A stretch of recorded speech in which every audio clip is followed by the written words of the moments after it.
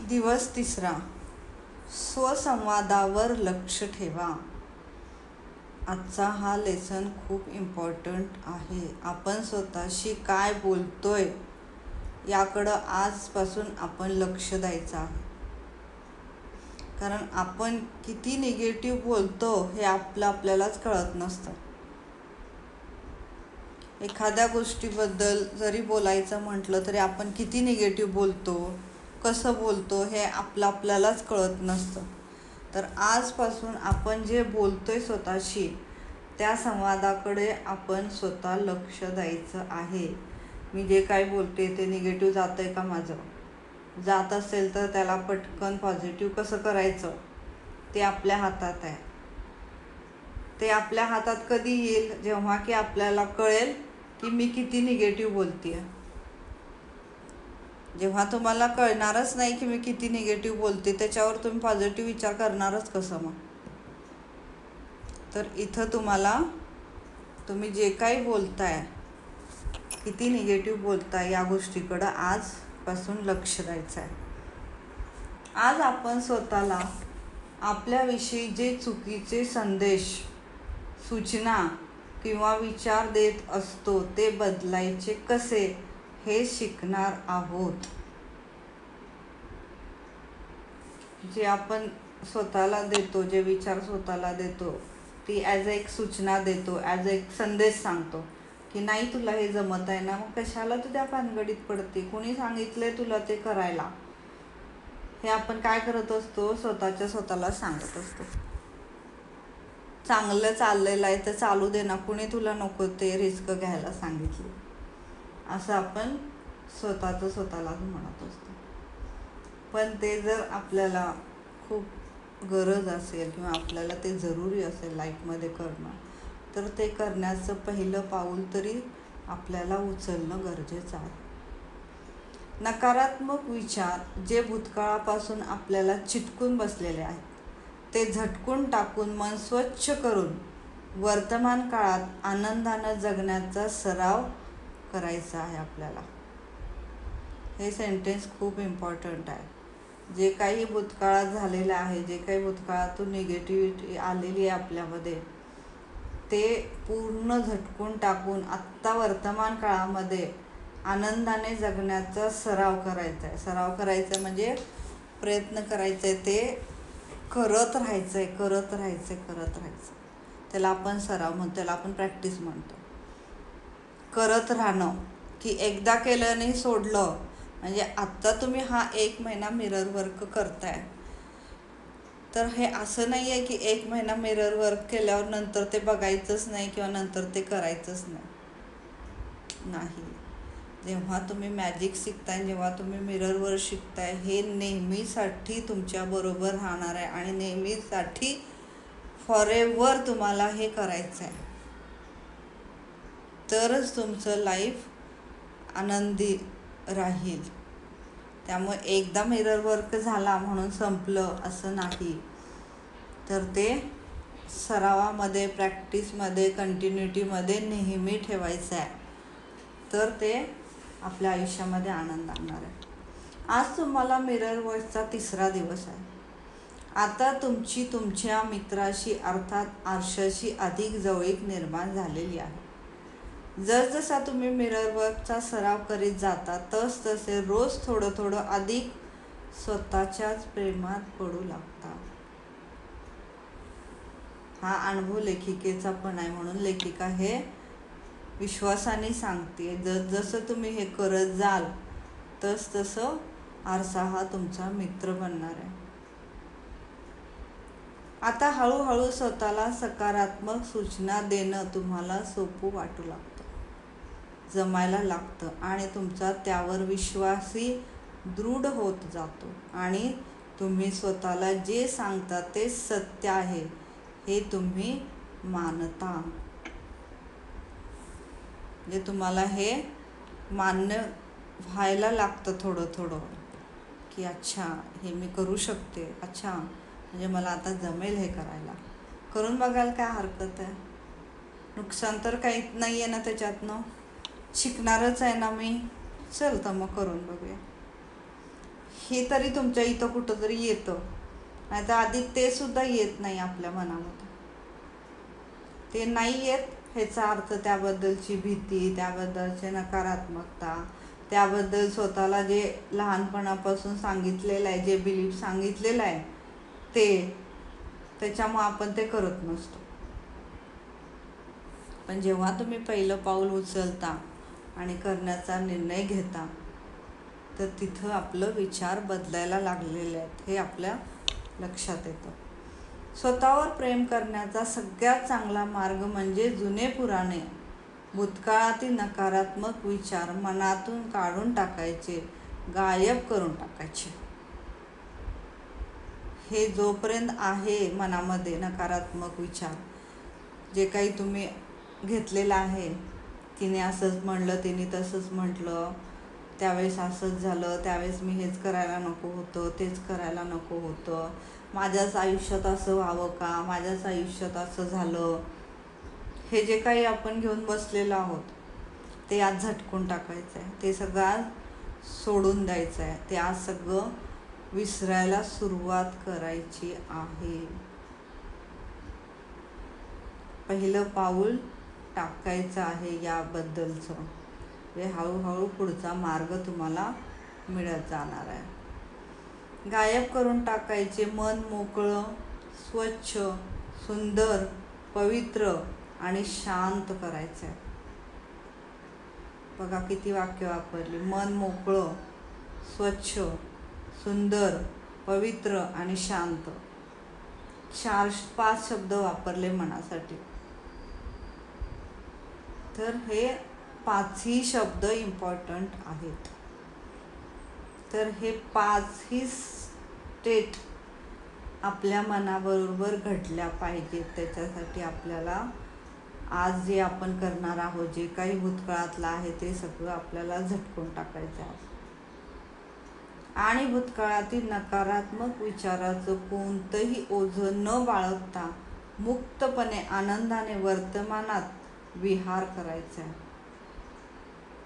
म्हणजे मुक्तपणे राहायचं आहे आपल्याला वर्तमान काळात. म्हणूनच आज मी तुमच्यासोबत तुमचा स्वसंवाद बदलणं यावर काम करणार आहे.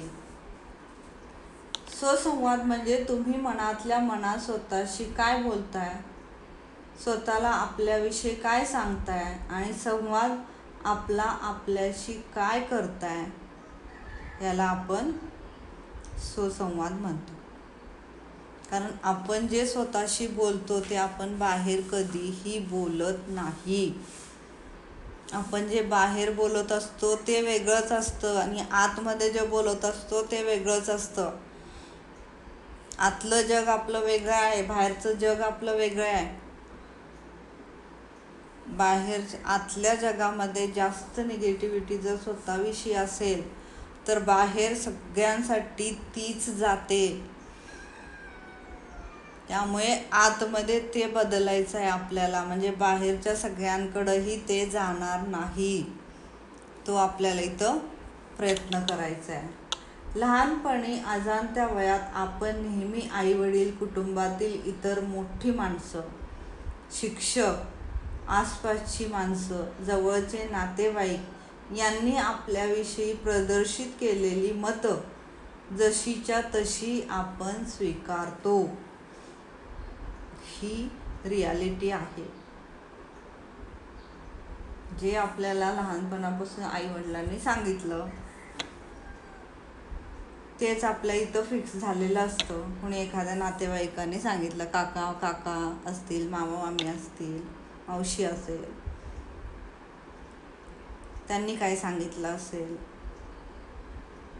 पॉझिटिव्ह असेल तर खूप चांगली गोष्ट आहे, पण जर ते निगेटिव्ह असेल तर ते घातकच आहे आपल्यासाठी. तर इथं आज तो विचार करायचा आहे आपल्याला की आपण स्वतःबद्दल काय निगेटिव्हिटी घेतलंय ते पण दुसऱ्याने आपल्याला सांगितलं आहे म्हणून. आपण ॲक्च्युली तसे आहोत का? नाही आहे. मग आपण ते का घेऊन बसलो इतक्या दिवस? ते बिलीफ का घेऊन बसले आपण, त्याला का सोडत नाही आहे? जेव्हा तुम्हाला ते समजेल की ते काय आहे आणि त्याला आजपासून आपल्याला सोडायचं आहे, तेव्हाच तुम्ही त्याला सोडू शकणार आहात. त्यामुळे तुम्हाला इथं तो विचार करायचा आहे आज, की लहानपणापासून मी स्वतःविषयी काय मतं करून घेऊन आली आजपर्यंत. तुला हे जमत नाही, तुला ते जमत नाही, तू यावेळेस इकडं जायचं नाही, तू त्यावेळेस तिकडं जायचं नाही, हे सगळं आपण घेऊन आलेलो आहोत आणि तेच आपण स्वीकारलेलं आहे. आठवा, असं काहीसं तुम्हाला सांगितलं जातं का? उगीच लहान बाळासारखा तू रडतोस, तू तुझी खोली कधीच स्वच्छ ठेवत नाहीस, किंवा तू तुझा बिछाना नीटनेटका का ठेवत नाहीस. इतर व्यक्तीकडून प्रेम मिळावं म्हणून तुम्ही लोकांनी जे जे सांगितलं ते जमेल तसं केलं. लहान असताना तुमच्या मनात हीच कल्पना होती की काही विशिष्ट गोष्टी विशिष्ट पद्धतीने केल्या तरच आपला स्वीकार केला जातो, आपल्याला मान्यता मिळते. म्हणजेच स्वीकार किंवा प्रेम बिनशर्त नव्हतं.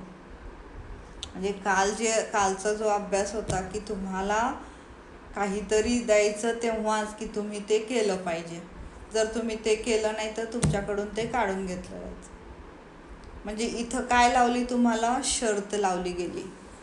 तुमच्यासाठी इथं बिनशर्त काम नाही केलं गेलं. इथं तुम्हाला शर्त लावली की तू होमवर्क केला तरच तुला चॉकलेट मिळेल, आणि जर नाही होमवर्क केला असेल तर ते तुमच्याकडनं काढूनही घेतलं गेलं. तर इथं काय आलं? इथं शर्त आली. इथं तुम्हाला त्याच्या बदल्यामध्ये ते मिळेल हे सांगितलं गेलं. इथं बिनशर्त काही नाही झालं. इथं बिनशर्त काही नाही झालं. त्यामुळं आपल्या मनामध्ये पण हेच बसतं की सगळ्याला काहीतरी शर्त लावावी तर ते होतं, त्याच्याशिवाय काही होत नाही. त्याच्यामुळं आपण स्वतःला पण तसंच स्वयंसूचना देत राहतो. तुला असं केलं तर असं, तू असं केलं तर असं. मग कशाला तू त्या रिस्कमध्ये पडते? काय गरज आहे तुला करायची? आपण असं स्वतःलाही तेच सांगत राहतो. इथं आपण बिनशर्त करत नाही. बाहेरही आपण लहानपणापासून काही केलं नाही, त्यामुळे स्वतःवरही आपण त्या पद्धतीने करू शकत नाही. म्हणजे इथं तुम्हाला बिनशर्त प्रेम मिळालं नाही. असं आत्तापर्यंत असं आई वडील कोणाला म्हटलंय का की ठीक आहे राहू दे, आजचा होमवर्क नाही झाला तर राहू दे, तू पुढच्या आठवड्यात कर, नाही तर तुला जसं जमेल तसं कर, किंवा नाही केला तरी चालेल. कोणाला म्हटलं का आई वडिलांनी आज असं? कुणालाच म्हटलेलं नाही आहे. आणि ही रियालिटी आहे. कोणत्याच आईवडिलांनी कोणत्याच मुलाला असं म्हटलं नाही की आज तू होमवर्क करू नको, जाऊ दे, राहू दे. होमवर्क केल्याने, एक दिवसाचा होमवर्क चुकल्याने काही फरक पडणार नाही. का? कारण आईवडिलांना असं वाटत असतं की जर आपण त्याला अशी सूट दिली किंवा असं हे केलं तर ते कधीच होमवर्क करणार नाही, किंवा त्याला कधी कळणारच नाही की ज्या दिवशीचा त्या दिवशीचा होमवर्क झाला पाहिजे.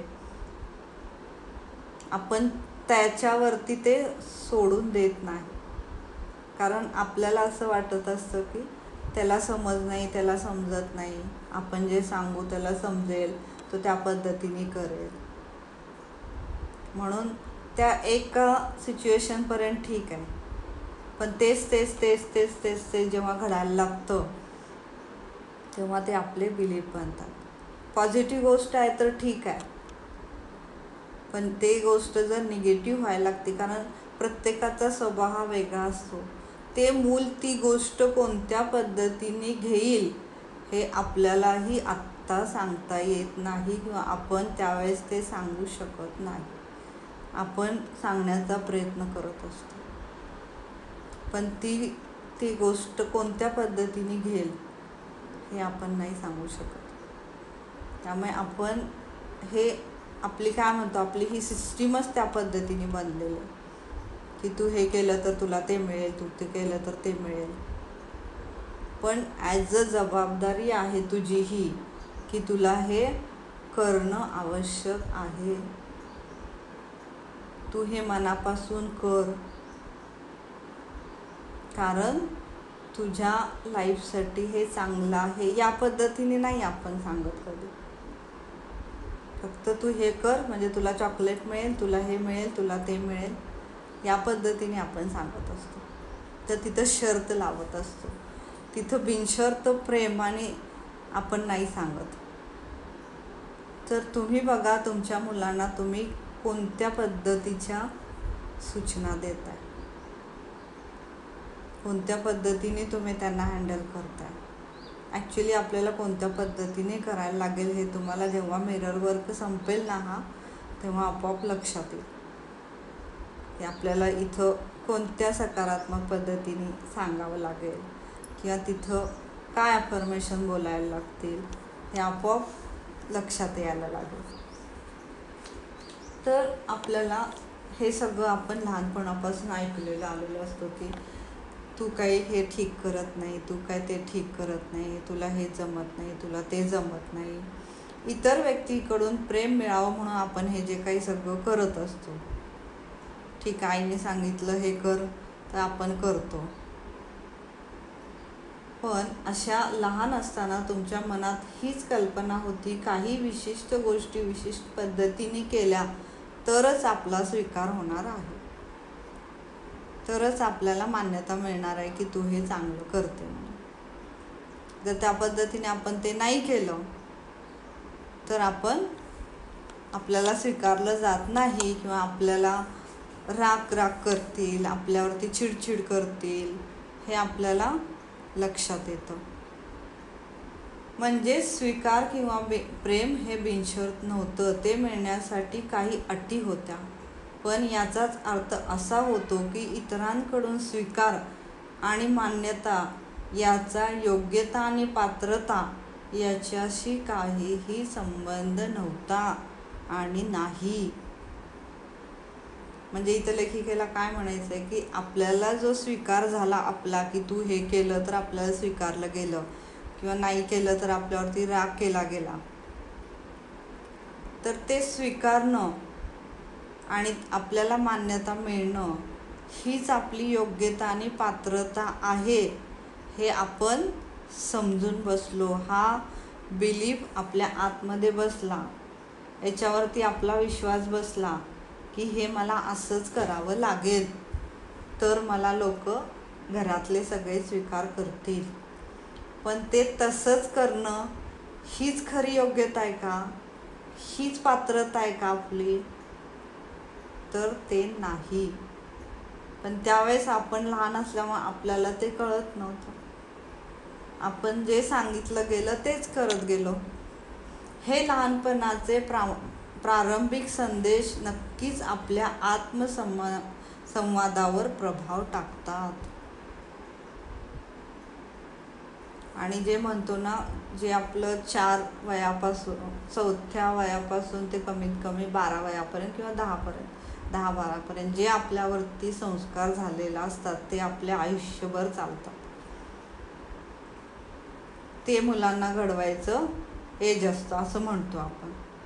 तर त्या एजमध्ये जे काही आपल्यासोबत झालेलं असेल त्याचं आतमध्ये कुठंतरी बिलीफ बसलेले असतात आणि त्या पद्धतीने आपण पुढच्या लाईफमध्ये ते करण्याचा प्रयत्न करत असतो. आपल्यासोबत, आपल्या मोठ्यांसोबत असेल, आपल्या मुलांसोबत असेल, तेच करतो आपण. कारण जे आपल्या इथं आतमध्ये बसलेलं आहे. कारण आतमध्ये जे बसलेलं असतं तेच ॲक्शनमध्ये येत असतं आणि जेव्हा ते ॲक्शनमध्ये येतं त्या पद्धतीनेच आपण ते करत जातो. तर इथं जे निगेटिव्ह बसलेलं आहे ते आज काढूनच प्रयत्न करा. तुम्ही म्हणाल लगेच एका ह्याच्यात निघेल का, नाही. पण सुरुवात तरी केली आपण, बीज तरी रोवलंय त्याचं काढून टाकण्याचं. तर ते हळूहळू निघणारच आहे. तुम्ही 30-40 वर्षांचं जे घेऊन बसलेलं आहात त्याला कमीत कमी 30-40 दिवस तरी द्या, 3-4 महिने तरी द्या. तितकं जर जास्त तुमचं हे असेल तर त्या पद्धतीने.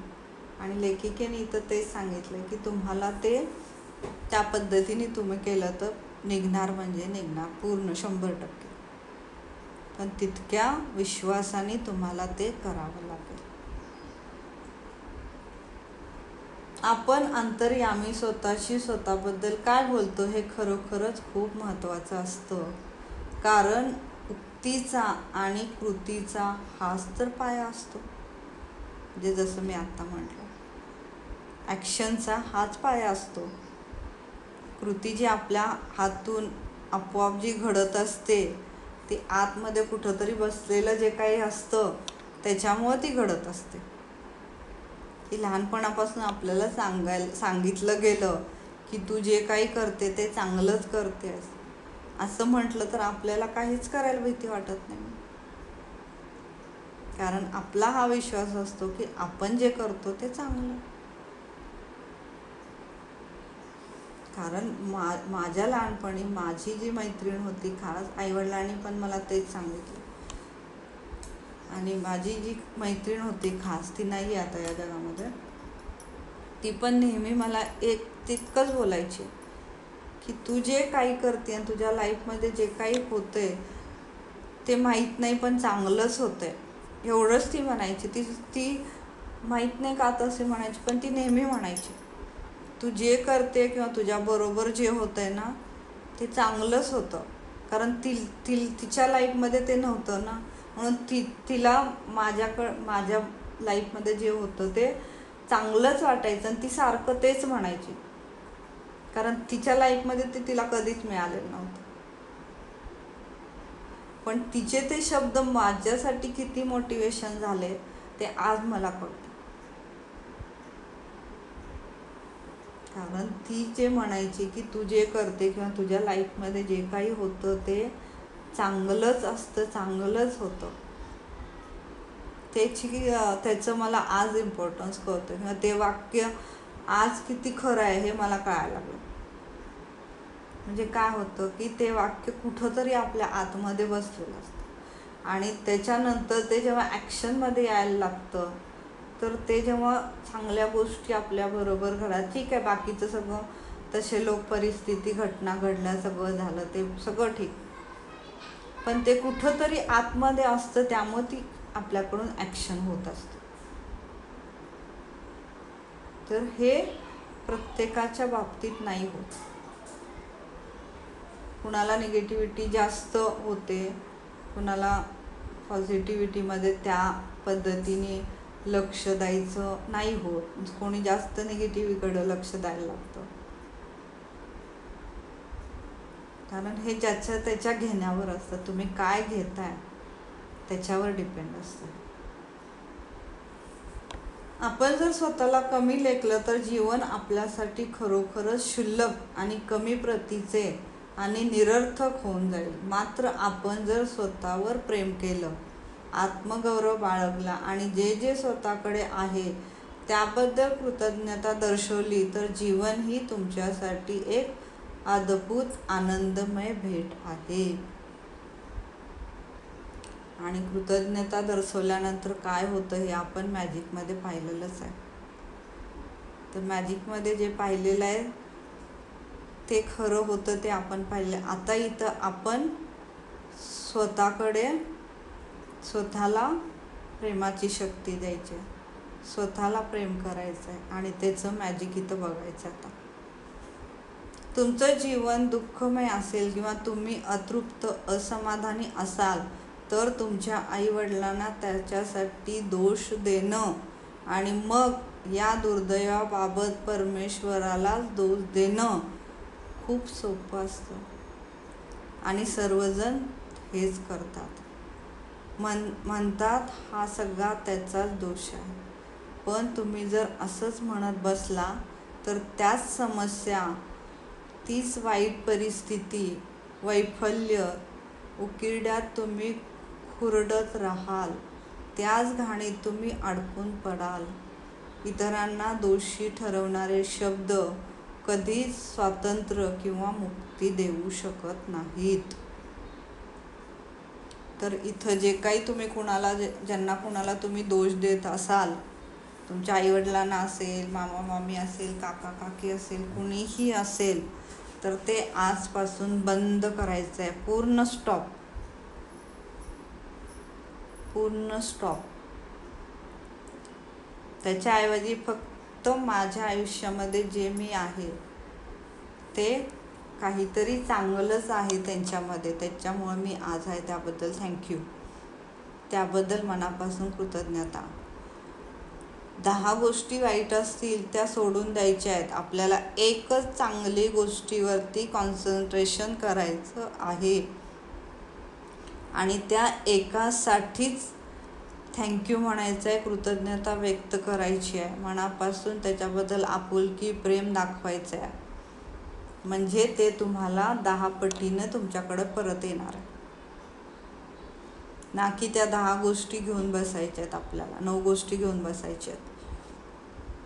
एकच गोष्ट चांगली घ्यायची आपल्याला फक्त त्यातून, आणि त्याच्याबद्दलच कृतज्ञता व्यक्त करायची आहे. म्हणजे आपोआप 10 आपल्याकडे येणार आहेत. तुमच्या शब्दामध्ये प्रचंड शक्ती असते, म्हणून जरा जवळूनच लक्ष द्या. आपण आपल्याशी काय बोलतोय, आपल्याला काय सांगतोय हे ऐका. तुम्ही स्वतःशी नकारात्मकता किंवा सामर्थ्याला मर्यादा घालणारे शब्द बोलत असाल तर ते बदलणं शक्य आहे. मी एखादी नकारात्मक घटना ऐकली तर ती इतरांना सांगत राहून त्याची पुनरावृत्ती करणं टाळते. मात्र सकारात्मक गोष्ट ऐकली तर मात्र मी ती आवर्जून भेटेल त्याला सांगते आणि ती पुन्हा पुन्हा सांगते. जे बघा आपण, म्हणजे इथं आपण काय करतोय, एखादी नकारात्मक गोष्ट झाली की आपण किती जणांना सांगतो की नाही? तेच तेच तेच तेच तेच. पण एखादी जर चांगली गोष्ट झाली ती आपण किती जणांना सांगतो का? दुसऱ्याच्या आयुष्यातली, आपल्या आयुष्यातली एखादी चांगली गोष्ट झाली तर ती सांगतो का आपण तितकी? कारण आपल्याला काय वाटतं, एकतर आपल्याबद्दल आपण सांगितलं तर आपल्याला वाटतं की ती आपल्याला काहीतरी नकारात्मक देईल, जेलस होईल आपल्याबद्दल, की आपल्याला काहीतरी नजर लागेल, आपलं काही मग व्यवस्थित पुढचं चालणार नाही, आपल्याला असं होईल, आपल्याला तसं होईल. ठीक आहे, हे झालं स्वतः. दुसऱ्याबद्दल काय? दुसऱ्याबद्दल हे की त्याला ते मिळालं, ते आतमध्ये आपल्या पचतच नाही. असं कसं झालं? तिने कुठं एवढी काय मेहनत केली होती, तिनं कुठं काय केलं होतं, इतके कसं काय तिला काय मार्क मिळाले, माझ्या मुलाने तर किती अभ्यास केला होता. हेच बोलतो ना आपण. तर हे जे काय बोलतोय याकडं आजपासून लक्ष द्यायचं आहे आपण. स्वतःलाही निगेटिव्हिटीची शब्द बोलायचे नाहीत आणि दुसऱ्यालाही ते बोलायचे नाहीत. हे अवघड आहे, कारण हे इतकी सवय बसलेली आपल्या आतमध्ये, ते जाणं लगेच शक्य नाही. पण प्रयत्न तरी करायचा. प्रयत्न केला की परमेश्वर सापडतो. त्यामुळं प्रयत्न करायचा. जेव्हा तुम्ही प्रयत्न कराल तर ते आपोआपच होणार, नक्की आहे. तर मात्र सकारात्मक गोष्ट ऐकली तर मी ती पुन्हा पुन्हा सांगते. जेव्हा तुम्ही बाहेर इतरांसोबत असता तेव्हा खरोखरच मुद्दामहून ऐका ते काय आणि कशा पद्धतीने बोलतायत. विचार करा, ते जे बोलतात आणि त्यांच्या आयुष्यात जे काही घडलं आहे याचा काही संबंध लावता येतो का? आणि अनेक जण जगण्यासंदर्भात कसं बोलतात, असं असायला हवं होतं, ते तसं करायला हवं होतं, पण ते तसं झालं नाही, हे असं झालं नाही, यातच जगत असतात. या शब्दांनी माझ्या कानांना सवयच पडून गेली होती. हे शब्द ऐकले की जणू धोक्याची घंटा माझ्या मनात वाजते. मी लोकांना या परिच्छेदाबद्दल डझनभर वेळा असं म्हणताना ऐकलंय की हेच ते लोक असतात ज्यांचं आयुष्य अगदी बंदिस्त, चाकोरीबद्ध आणि कठीण होऊन गेलेलं असतं. त्यात बदल होण्याची सोय आणि परिवर्तन करण्याची सवयच नसते. हे वाक्य खूप इम्पॉर्टंट आहे. आपण एखाद्याला, ठीक आहे, आपल्याला वाटलं एखाद्याला आपण सांगू की हे चांगलं आहे, हे कर बाबा तू, ते कर बाबा तू, पण ते समोरचा कसा रिॲक्ट करतो ही मला आली आता अक्कल शिकवायला. मला कळतं काय करायचं ते. ह्याचा अर्थ काय आहे की त्यांची टेंडन्सी बदलण्याची, परिवर्तन करण्याचीच नाही आहे. त्यांच्या ते वरून चाललं आहे. तर मग स्वतःलाच बदलायचं नाही आहे तर तुम्हाला बाहेरकडून आयुष्यात तुमच्या बदल होणार कसा? तुम्ही स्वतःला बदलायलाच तयार नाही आहे. जे आहे ते ॲक्सेप्ट करायला तयार नाही आहे. मग कसं होणार? तर इथं जे काही ही सवय आहे आपली, ते आपल्याला इथं बदलायची आहे. आणि ती मी बदलणार आहे हे स्वतःला सांगायचं आहे. आणि मग या लोकांना उगीचच आश्चर्य वाटतं की ते या अशा परिस्थितीतून बाहेर का पडू शकत नाहीत किंवा ते बदलू का शकत नाहीत. या गोष्टी त्यांच्या नियंत्रणाच्या बाहेर आहेत. त्यांना ते नियंत्रणाखाली आणू इच्छित असतात. इतरांना चूक ठरविण्यात किंवा स्वतःच्या आयुष्यातील काही चूक ठरविण्यात ते मग्न असतात. का ते बाहेर पडू शकत नाहीत? तर ते यासाठी पडू शकत नाहीत की ते स्वतःलाच मी चूक झाले किंवा दुसऱ्या